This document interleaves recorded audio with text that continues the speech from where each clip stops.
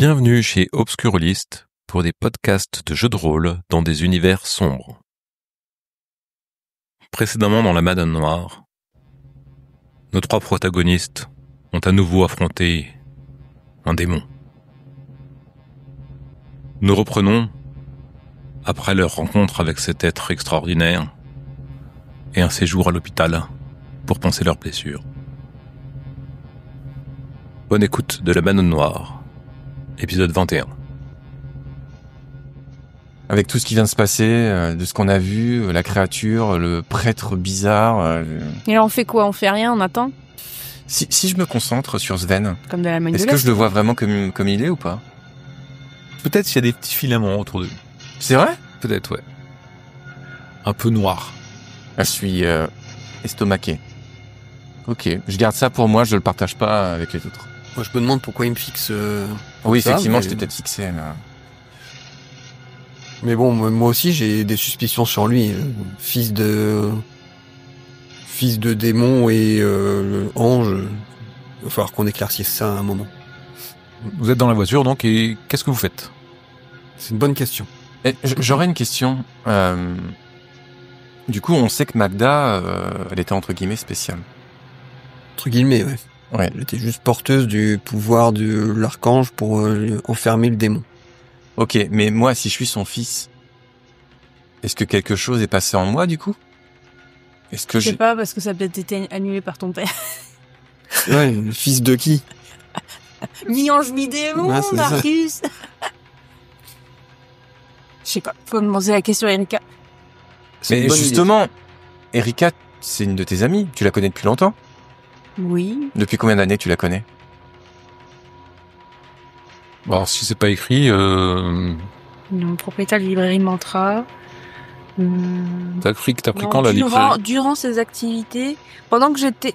Quand est-ce que j'ai pris la librairie? J'avais un peu plus de 26 ans. En T'as 80. 80?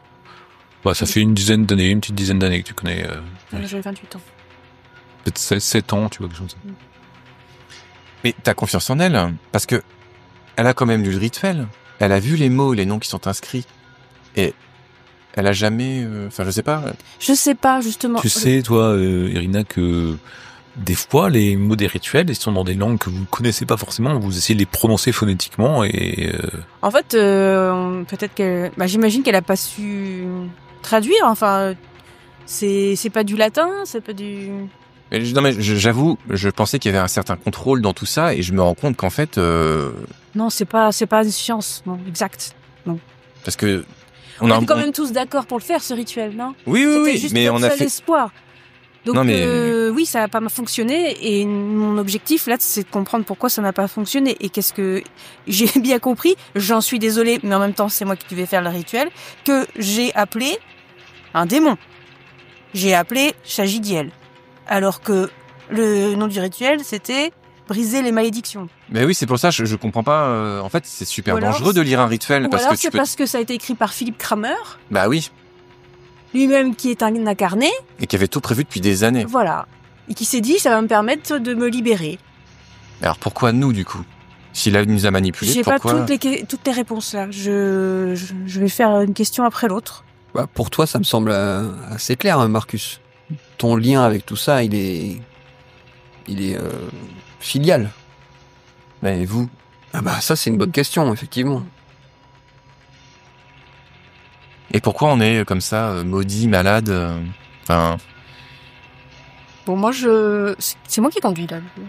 Ouais. Je vais chez moi pendant qu'ils sont en train de discuter. Pour regarder des livres.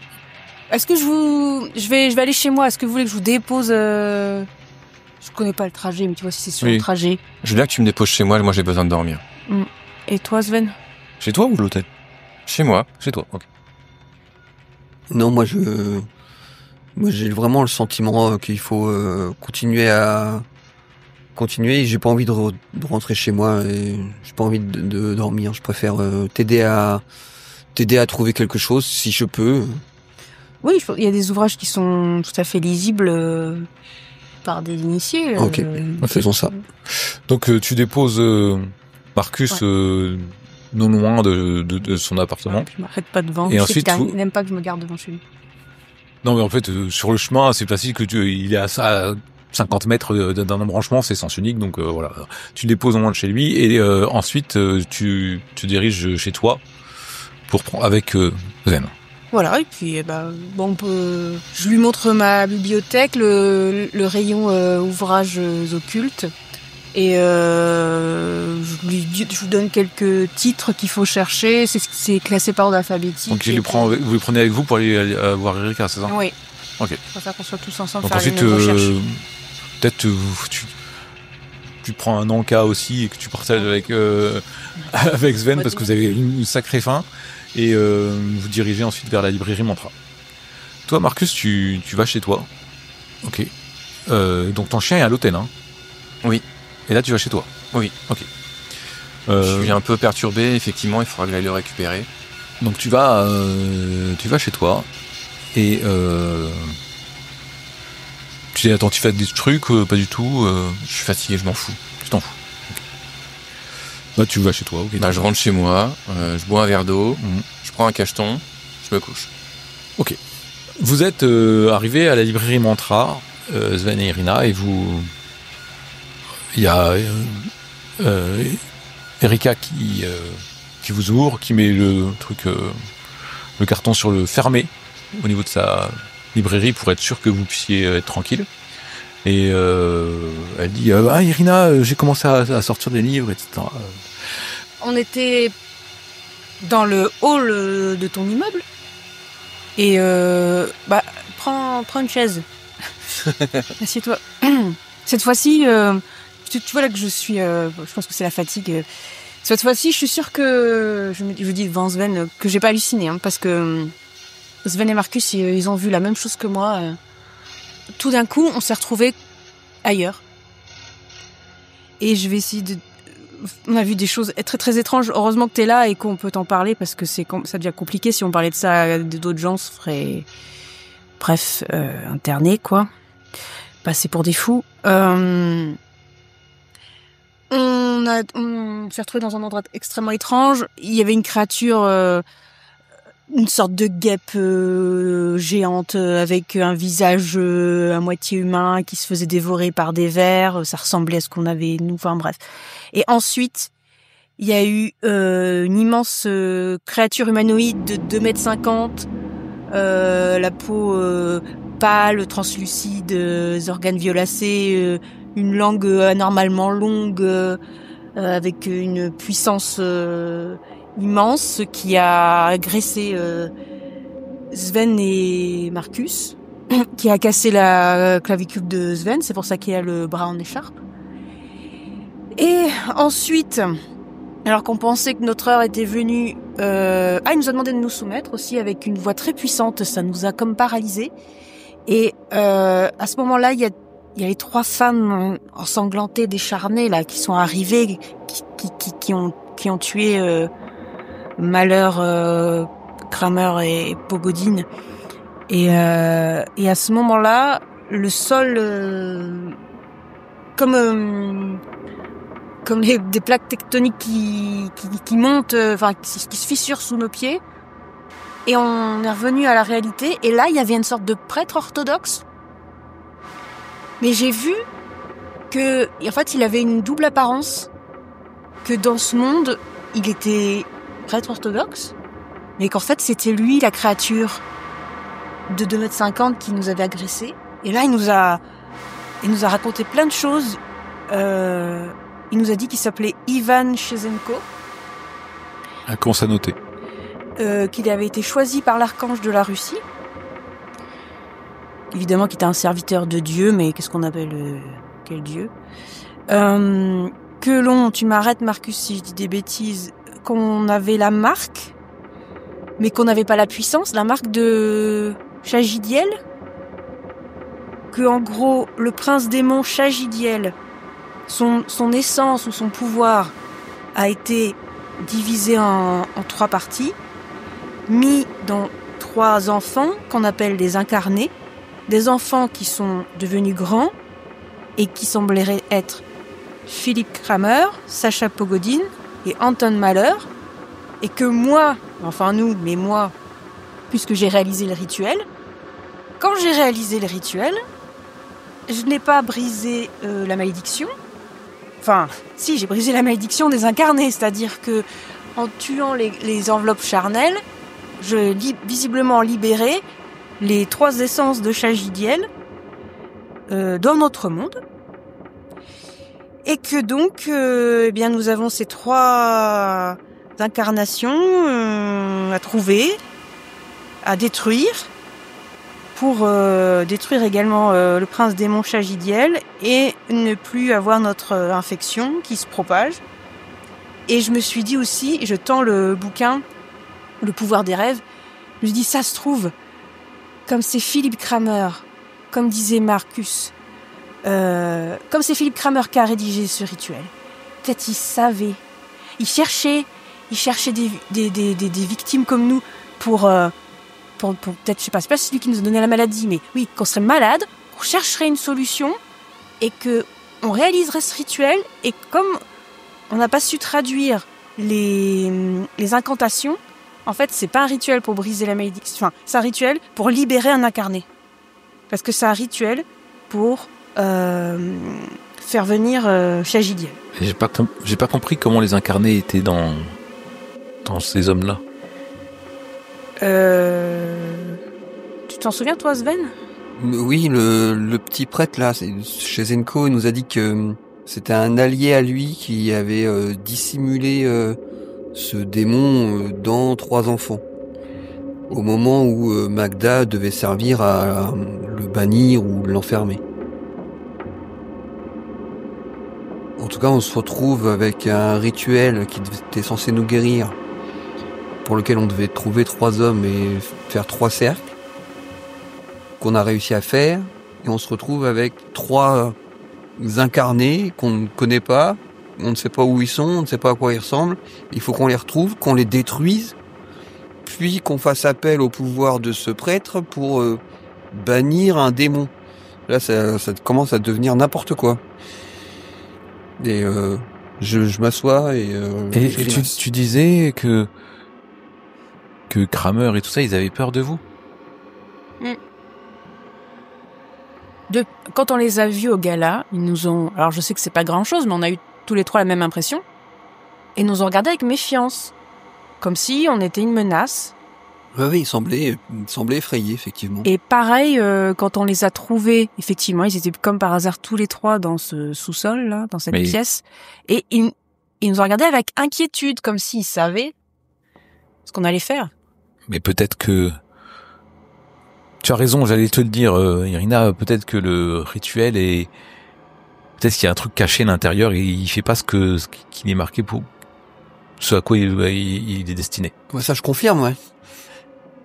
Mais je suis pas sûr qu'il ait fait sciemment. Kramer. Bah, c'est dommage parce que ça aurait été bien joué. Bah, c'est encore en fait, je pense qu'ils avaient peur de vous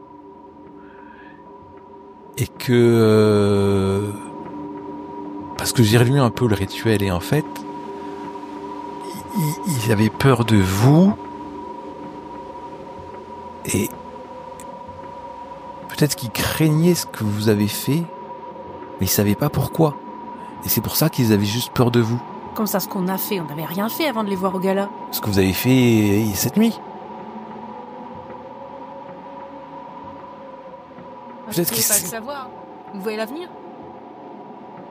C'est pour ça que je parlais de rêve prémonitoire. Ils pensaient, ou ils croyaient savoir que nous allions libérer le démon. Que vous alliez les tuer, tout simplement. Je suis pas sûr qu'ils étaient conscients d'avoir des choses en eux. Et Philippe Kramer aurait écrit ce rituel en étant possédé parce que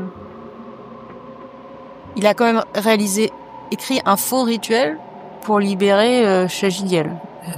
J'ai déjà étudié. Vous voulez faire volontairement. On a peut-être pu en parler des fois, Irina. Si un être est possédé, il fait des choses sans s'en rendre compte.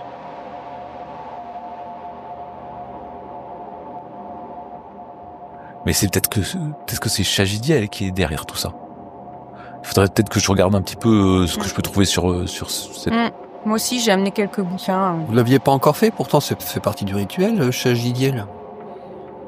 Oui, c'est le nom d'une entité, mais après, est-ce que toutes les entités dont on marque un nom dans un rituel ont une véritable réputation, on va dire? Mais écoute, on peut regarder ça et vous commencez à essayer de À lire des ouvrages, à lire des chercher. ouvrages. Ça vous prend un peu du temps de chercher, vous sortez les ouvrages et avec ce qui t'est arrivé, la clavicule et tout ça, Sven, au bout d'un moment tu fatigues, tu te mets sur un espèce de canapé qu'elle a dans son arrière-boutique et elle va te mettre passer une couverture et tu vas commencer à t'endormir. Et tu vois, vous cherchez, elle sort beaucoup de livres, vous trouvez quelques pistes, vous êtes en train de... Vous avez réuni les ouvrages qui pourraient en parler, vous avez fait un tri, et pareil, Irina, t'es exténuée par tout ce que t'as vécu. Ça retombe à la pression. Et tu vas t'installer dans un espèce de gros fauteuil, pareil, elle te met une couverture sur toi, et elle te dit que juste au moment où tu es en train de mettre la couverture, écoute, repose-toi, moi j'ai dormi, et Je attrape l'avant-bras. Je dis, merci Erika.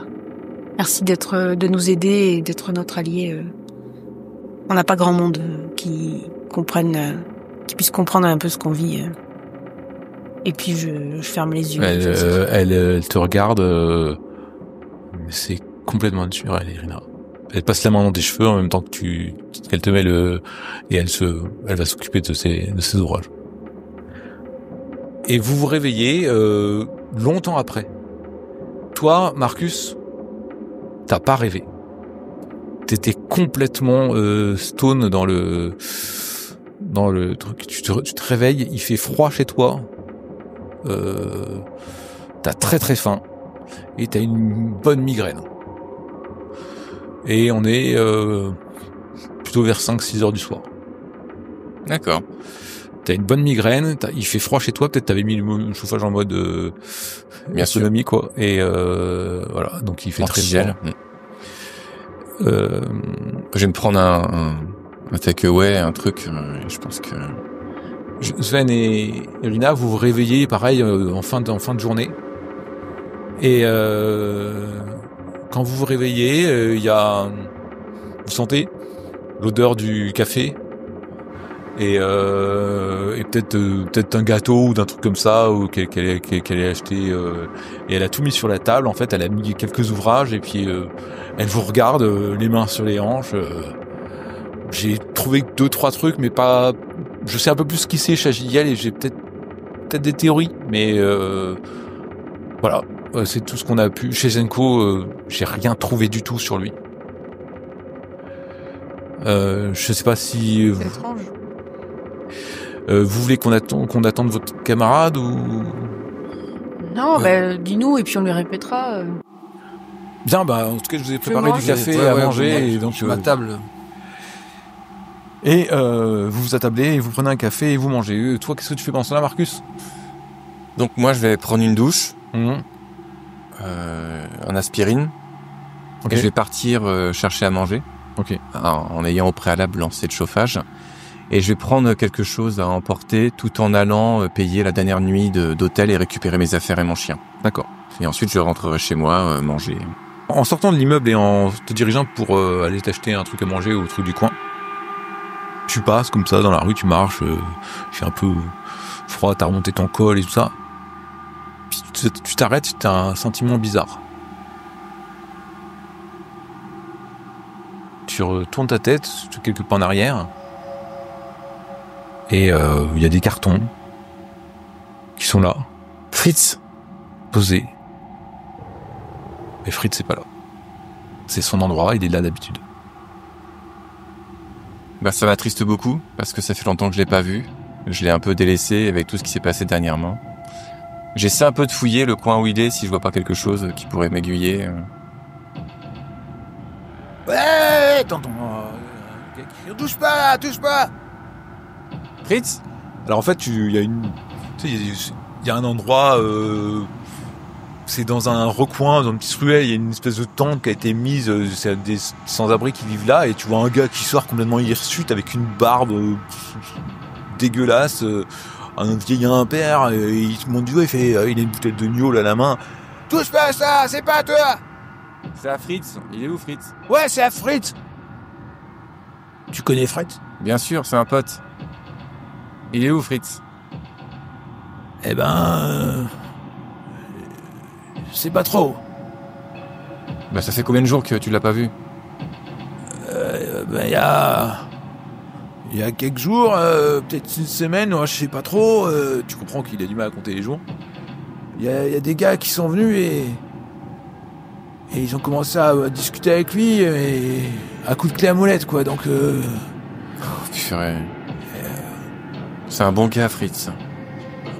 Alors il a gueulé comme un goré là et ils lui foutu des mandales, ça pissait le sang et ils l'ont mis dans leur van et ils sont partis avec. Alors s'il revient, je garde ses affaires, mais... Il ressemblait à quoi les mecs dans le van? Je sais pas, des espèces de gros blousons là, des baraquets. Je décris les hommes de la Stasi que j'ai vus quand on est allé à l'immeuble. Non, ça te paraît... Non. Et le van, je décris le van qui m'a pourchassé, dans lequel je suis rentré. Ouais, c'était peut-être un truc comme ça, ouais. Putain. Je vois qui c'est, je vais le retrouver, Fritz. Le truc, c'est que ça fait un moment et... je sais pas s'il est crevé ou pas, mais... Non, il est pas crevé, t'inquiète. Il me cherche aussi. Je le retrouverai, Fritz. On n'abandonne pas les potes. Tu comprends que tes obsessions t'ont fait complètement négliger une personne qui était importante pour toi et que tu l'as mis en danger, qu'il est disparu, peut-être mort. Tu te raccroches à l'idée qu'il est pas encore mort. Et il y a un espèce de sentiment de culpabilité qui va commencer à peser dans ton esprit. Parce que Fritz, c'était un peu, depuis ta nouvelle vie, une personne qui te faisait... C'était une personne qui te faisait sentir un peu humain, qui te faisait... En fait, c'était une manière d'exorciser tout ce que tu avais pu faire lorsque tu étais à Stasi. Et tu t'aperçois qu'en fait, non, t'es toujours le même. Chienne de vie. Et c'est le moral un peu bas que tu t'en vas chercher ton chien. Mais je garde espoir quand même. Comment ? Je garde espoir quand même de le retrouver. En fait, tu gardes espoir pour pas devenir fou. Et une fois que t'as récupéré ton chien et payé l'hôtel et tout, tu vas faire quoi ? Sur le retour, je vais me chercher à manger. Ouais. Et je rentre chez moi pour dîner. D'accord. Ok. Ton chien, il a très faim aussi. Oui, je pense que chez moi, j'ai ce qu'il faut pour lui donner à manger. Ok. J'ai des croquettes. Pendant ce temps-là, à la librairie Montra. Alors, donc chez Zenko, j'ai rien sur lui, mais chez Zenko, c'est son nom de prêtre. C'est pas son nom de créature. Donc c'est normal que j'ai rien sur lui. Je sais pas, bref. Il parlait pas dans nos ouvrages, en tout cas. Et alors, Chagidiel, il y a plusieurs choses. Il y a un truc son nom apparaît à quelques endroits. Alors, on dit que c'est un démon qui hante les bois de Bornéo. Alors ça, je pense que ça a aucun rapport, parce que Bornéo, c'est très loin. Par contre, il y a 3 choses qui m'ont fait un peu tiquer. C'est il y a une référence qui part de lui dans le 8e cercle des enfers. Donc la connexion avec le démon, est clair. On dit que c'est... c'est quoi le 8e cercle ? Tu sais ce qu'il fait ? En fait, pour eux, les enfers sont divisés... Pour certains, dans certaines croyances, les enfers sont divisés en plusieurs cercles, 9, 11, 13, ça dépend. Et rien, alors, je sais que il régnerait sur ce cercle-là, donc c'est un démon très puissant et important. J'ai vu une mention aussi lorsqu'on parlait d'incarnation de distorsion de la sagesse. Je vais revenir dessus après en t'expliquant les théories. Et il y a un autre truc qui m'a fait tiquer, c'est c'est qu'on dit que Chagidiel est souvent associé aux dévoreurs d'enfants. Et vous m'avez parlé d'enfants, en fait. Donc moi, ce que je crois comprendre, c'est que visiblement, Chagidiel, il est venu poser son empreinte quelque part, peut-être en Russie, puisque c'est l'archange de la Russie, je sais pas ce que tu me disais, et que il s'est fait... c'est Ivan Chezenko. Oui, et que Ivan Chezenko, il aurait lutté contre ce prince démon. Et ce que je comprends, c'est que, voyant qu'il était acculé et qu'il allait peut-être être exilé, il a mis son essence dans 3 enfants. Qui connaissait Magda, là, l'enfant qui était là, qui luttait contre lui, ou d'une façon ou d'une autre, sans peut-être s'en rendre compte, les enfants ne s'en rendent pas compte, mais... Et donc, il aurait mis son essence dans 3 enfants, et ces enfants auraient grandi, et vous auriez libéré son essence. Mais ce que je pense, c'est que les enfants étaient peut-être plus ou moins marqués parce qu'il était un homme, ils n'avaient pas conscience. Et je pense que quand je vois distorsion de la sagesse, en fait, c'est quelqu'un d'extrêmement machiavélique. Il aurait très bien pu s'arranger pour que vous le libériez. Et pour être libéré, il fallait tuer les corps des 3 enfants. Les enveloppes charnelles. Et pour tuer ces 3 enfants qui avaient grandi, il fallait peut-être se servir de vous. Alors vous, je sais pas pourquoi, mais peut-être qu'il a fait croire à ces hommes que vous étiez ceux qui allaient les tuer. Et que c'est pour ça que ces hommes-là ont essayé de vous maudire ou je sais pas quoi. Et t'as rien sur justement notre malédiction? Ça empire. Hein. On a eu un nouveau symptôme à la base du crâne. Oui, alors tu m'as parlé de la marque de Chagidiel. Ouais, mais heureusement que Marcus n'est pas là, parce que nous, avec Sven, on a vu dans quel état elle vivait ces derniers jours. C'était une catastrophe, quoi. Elle devenait folle, enfin, elle mettait du parfum partout, vivait dans la saleté, Moi, je sais pas, mais je pense qu'il faut que vous essayiez de remonter sur l'origine de tout ça. Non, mais je vais pas trouver ça dans les livres d'histoire, Erika. Non, le passé de Magda, le passé des 3 autres. Parce que peut-être qu'ils se connaissaient. Peut-être qu'ils étaient enfants quelque part. Justement, moi, je trouve ça intéressant de fouiller son passé, mais ce qui serait intéressant aussi, c'est de savoir qui sont ces incarnés. Ils sont sortis de Kramer, Pogodin et Malheur, mais on sait pas maintenant. Ils sont où? C'est eux qu'il faut qu'on trouve pour finir ce rituel.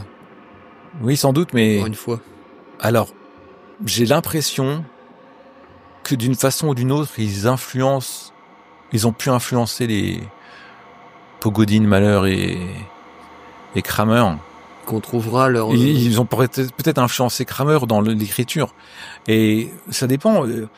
Peut-être ils essayaient de placer des billes pour la suite, en fait. Donc, faudrait regarder où est-ce que travaillaient Kramer, Pogodin et Malheur, vers quoi ils travaillaient, vers quoi ça menait, en fait.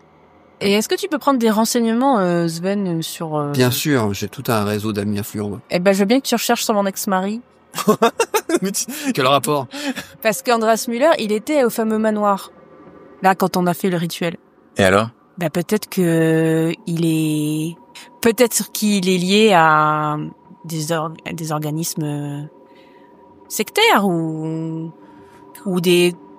comme des francs-maçons, mais en dangereux. Tu te rappelles, Irina, que Andreas Müller, ton ex-compagnon, ton ex-mari, il avait des visées politiques, il était ambitieux, et il était très patriote.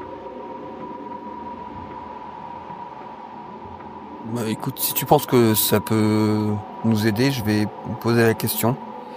Je vais également chercher des infos sur ce... C'est un homme politique, on devrait pouvoir avoir pas mal d'infos sur lui, j'imagine. Oui, on aura sûrement beaucoup d'infos publiques, effectivement. C'est pas vraiment ça qui va nous intéresser. Je vais chercher également des infos sur... Peut-être qu'il est moins discret que Kramer, Mahler et Pogodine. Sur Chezenko, puisque peut-être qu'avoir tout de suite des infos sur lui, ça va nous servir à le trouver quand on en aura besoin. Par contre, pour les trois autres là, les trois monstres bébés boursouflés énormes qu'on a vu sortir de leur corps, ça je te laisse faire. C'est plutôt ton domaine d'expertise. Je souris. Moi pas. Je connais mon domaine d'expertise, merci. Vous êtes en train de manger et Erika est là, il dit bon. Je pense que vous avez peut-être discuté entre vous de la suite. Moi, je suis là pour si t'as besoin. Irina, n'hésite pas. Je pense qu'il serait bien de contacter Marcus, il s'appelle comme ça. Notre collègue, oui. Ouais, parce que si vous êtes tous les trois dans la même galère, peut-être qu'il y avait trois incarnés et que vous êtes trois, peut-être que ça a un sens, je sais pas. Je sais pas. En tout cas, il était très affecté par ce qui s'est passé, donc. Ça l'angoisse pas mal, je pense. Donc je sais pas. Il est très énervé par le fait qu'il n'y a pas de réponse à tout. La différence avec nous, c'est que lui pense que Magda, donc celle dont le pouvoir divin était censé bannir le démon, est sa mère. Il pense aussi que Philippe Kramer, c'est potentiellement son père.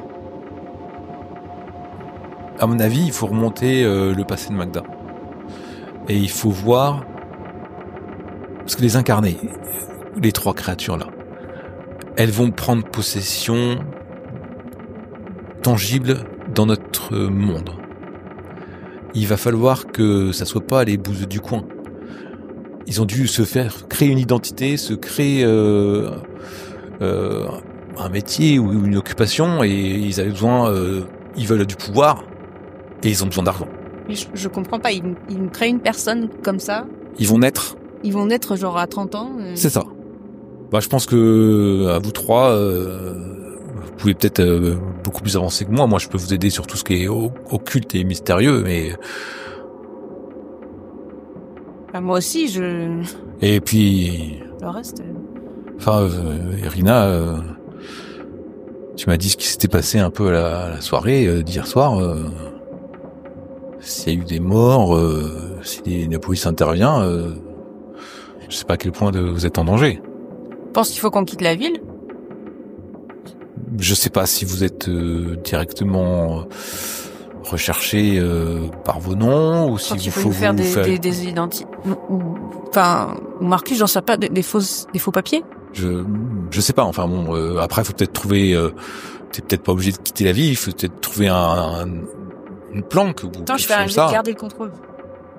Elle fait monter une angoisse à laquelle j'avais pas réfléchi parce que jusque-là j'étais concentrée pour trouver des réponses à toutes mes questions et comprendre ce qui s'est passé. Puis après il y a la fatigue qui est tombée et j'avais pas du tout pensé que effectivement on pourrait avoir la police sur le dos et plus de problèmes, quoi. C'est une éventualité, mais je saurais si une enquête est ouverte sur ce qui s'est passé au manoir. Si une enquête est ouverte, on avisera.